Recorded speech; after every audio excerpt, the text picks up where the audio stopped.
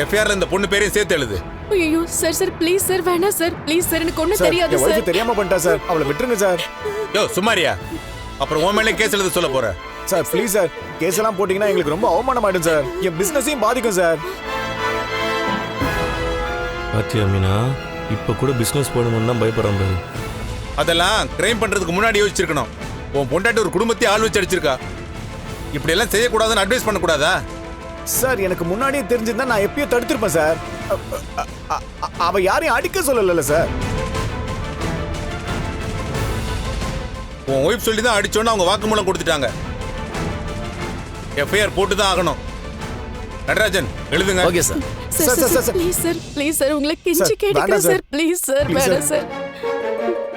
Sir please sir அப்படியெல்லாம் சொல்லாதீங்க sir, விட்டுருங்க சார் ப்ளீஸ் சார். நான் வேணும்லாம் பண்ணல சார், அவனை பத்தி தெரியாம தான் அவன் கிட்ட ஹெல்ப் கேட்டேன். ப்ளீஸ் சார் என்ன விட்டுருங்க சார் ப்ளீஸ் சார் விட்டுருங்க.